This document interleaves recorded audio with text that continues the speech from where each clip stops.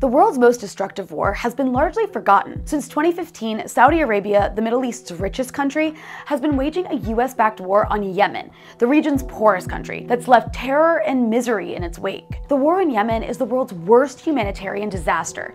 Its people have been massacred from above, bombed out of their homes, and armed and sent to kill each other. 10 million people are on the brink of starvation, with over 2 million children acutely malnourished. A child dies in Yemen every 10 minutes from preventable diseases. The vast majority of the population has no access to clean water. Piles of trash line the streets, causing a cholera epidemic of epic proportions. The outbreak of coronavirus has only made things worse, threatening to overwhelm an already collapsing healthcare system as humanitarian aid dries up. To make matters worse, the collapse of the Lebanese banking system, which Yemen was dependent upon for imports, has devastated the country even further. This is because after the International Financial Action Task Force designated Yemen high risk for money laundering and terrorism financing, Lebanon became the only financial center that Yemeni businessmen could use to purchase supplies for their country's desperate people. In late 2019, Yemeni accounts worth hundreds of millions of dollars were wiped clean as the Lebanese economy crashed, leaving the country struggling to import essential goods. The West hasn't just been a bystander.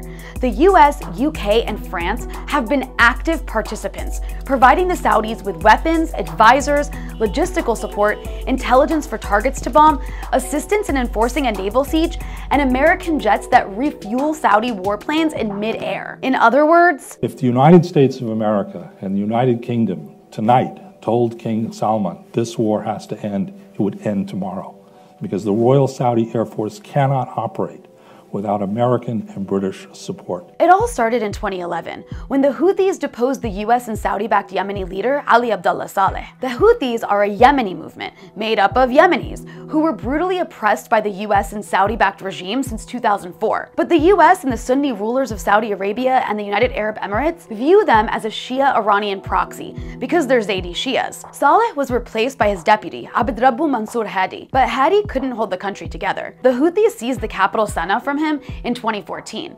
The following year, the Saudis formed a US-backed coalition to intervene in Yemen's civil war. They launched airstrikes against the Houthis. Years of death and destruction, all to stick it to Iran.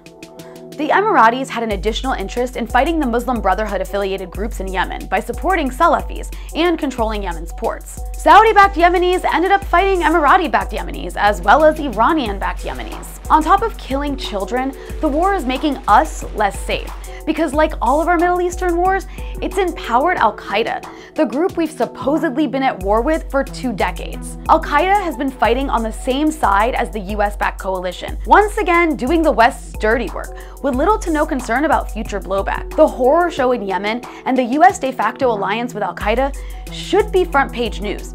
It should be a major scandal with wall-to-wall coverage, but it's not. Yemen is ignored because the US and its allies are responsible for the majority of the suffering, and because it benefits Western geopolitical interests to keep that war and all the misery that comes with it under wraps.